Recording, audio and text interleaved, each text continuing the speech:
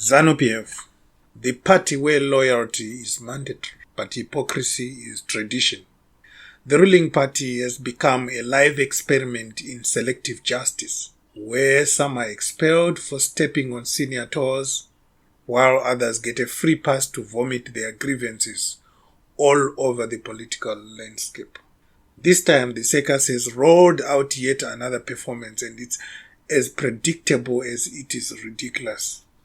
Not too long ago, a group of Varakashi for ED found themselves on the wrong side of the party's iron fist for failing to respect senior members. The sentence? Immediate expulsion. In ZANU-PF's playbook, towing the line is more than just a political strategy. It's a matter of survival. But in true Mnangagwa fashion, the great crocodile decided to reverse the decision, proving once again that in this party, nothing is final, and the law is nothing more than a tool of convenience. It seems that when it comes to political loyalty, some are more equal than others. Of course, this wasn't the first time the party has flexed its muscles against those who dared to challenge authority. We have seen the dramatic expulsion of prominent ZANU-PF members and extended suspensions handed out like confetti at a rally. If you think this has anything to do with discipline or party unity, you haven't been paying attention.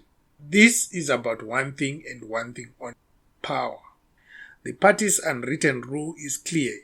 You can loot, lie, and even sabotage the country, but you must never, under any circumstances, question the leadership. And if you do, you'll be dealt with swiftly. The punishment? Permanent exile from the party, unless of course the boss decides to change his mind at the last minute just to remind everyone who really runs the show. The reversal of the Varakashi for ED expulsion wasn't an act of mercy. It was a display of power. It was a message to every card-carrying member that Mnangagwa holds the ultimate veto, and your political fate is entirely dependent on his mood. This brings us to Chris Mutsvangwa, a man whose mouth has gotten him into trouble more times than we can count. The former presidential advisor, known for his unapologetic verbal diarrhea, recently set his sights on Vice President Chiwenga, unleashing an avalanche of insults that would have gotten any ordinary party member expelled faster than you can say Pamberine ZANU-PF. But this is Mutsvangwa we are talking about, a man who has built a career out of saying the most outrageous things and somehow getting away with it. He once likened Zimbabweans to dumb cattle and still had a job the next day. So why should things be any different now? If ZANU-PF's constitution was worth the paper it's written on, Mutsvangwa would already be on his way out. But instead, the party leadership has remained eerily silent, proving once again that rules in ZANU-PF are like the country's currency, completely worthless and only applicable when it's convenient. Chiwenga, on the other hand, has become the punching bag of the moment. The man whose own cousin, Apostle Chiwenga, publicly declared him unfit to be a village head, is now being dragged by his own comrades. And not just any comrades. These are supposedly his allies.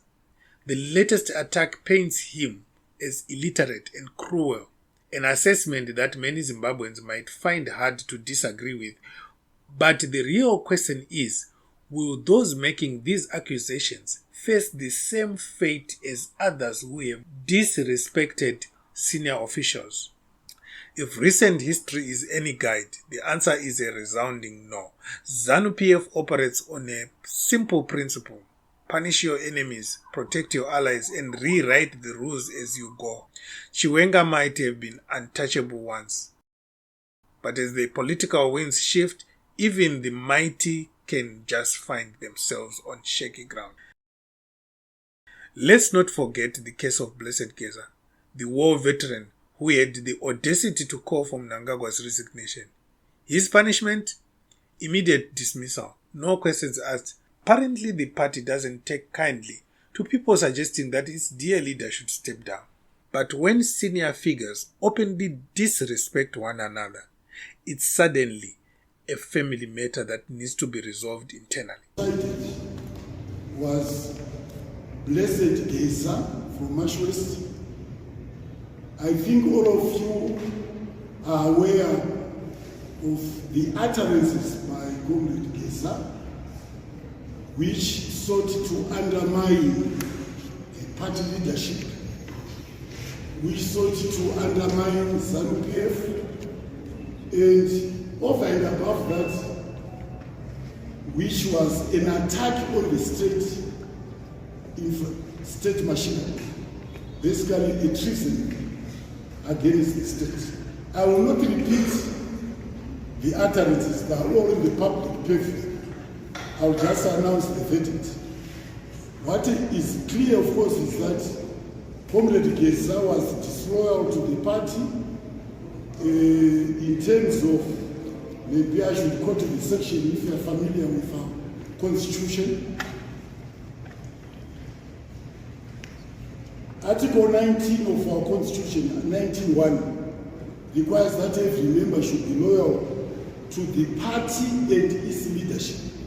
You don't choose between whether to just be loyal to the leadership and not to the party.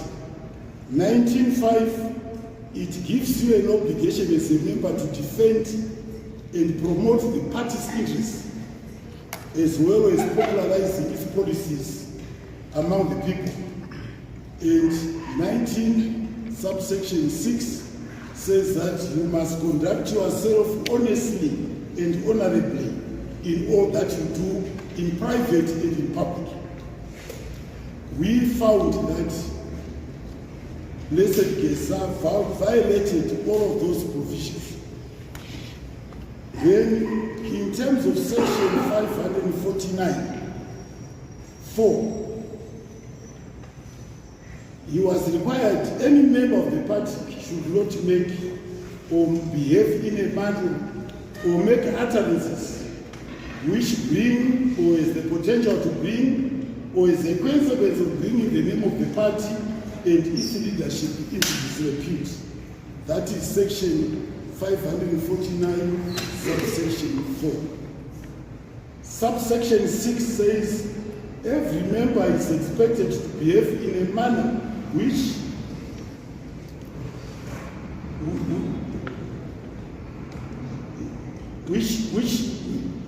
it should behave in a manner which does not seek to provoke division, disunity, or impact negatively on the unity of the party.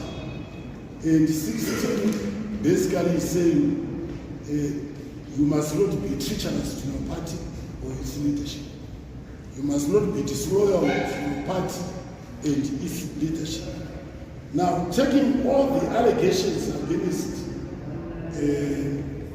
Blessed Giza, which are all in the public purview, the Politburo, on the recommendation of the National Disciplinary Committee, the Politburo endorsed the recommendation from the National Disciplinary Committee that Blessed Giza should be expelled from ZANU-PF with immediate effect. As you are aware, he was a member of the Central Committee. The hypocrisy would be laughable if it weren't so predictable. The rules in ZANU-PF are not just selective, they are weaponized. They exist not to maintain order but to eliminate threats and keep the right people in power. The irony of it all is that ZANU-PF presents itself as a well-oiled machine, yet it is constantly at war with itself. Every few months, another factional fight breaks out, another group is expelled, another internal scandal erupts, and yet the party expects the nation to believe that it is capable of running a country when it can't even run itself. If this isn't a perfect metaphor for Zimbabwean politics, then what is?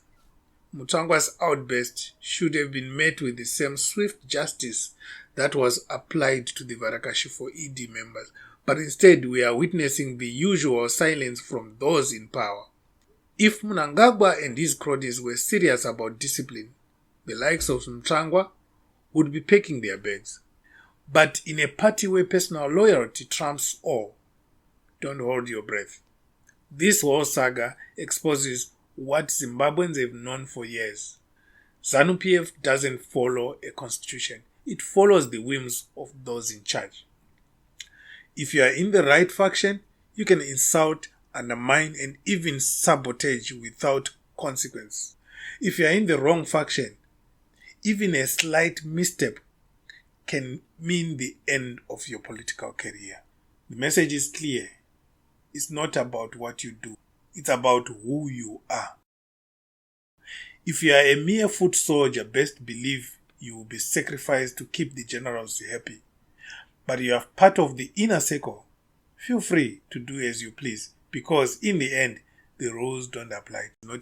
What we are witnessing is not discipline, but the careful orchestration of power plays designed to keep certain people in check while protecting others. The ZANU-PF hierarchy is a pyramid where the ones at the bottom are disposable and the ones at the top are untouchable. Today is the Warakashi for ED being thrown under the bus. Tomorrow, it might be someone else. And so, the cycle continues, with the party leadership making up the rules as they go along, enforcing them selectively and pretending that there is some semblance of order in their party. The real tragedy here is that none of this is new. We have seen it happen before and we will see it happen again.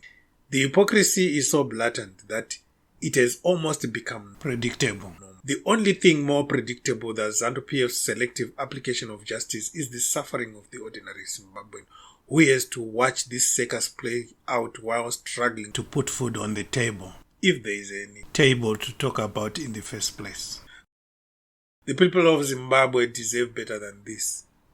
But as long as ZANU-PF remains in power, we are doomed to watch this same script play out over and over again.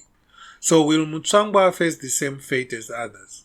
Or will Mnangagwa once again bend the rules to protect his allies? Grab some popcorn, Zimbabwe, because the circus is still in town. And while you are here, don't forget to hit that subscribe button, because unlike ZANU-PF's constitution, consistency is something we actually believe in at Zimwaves TV.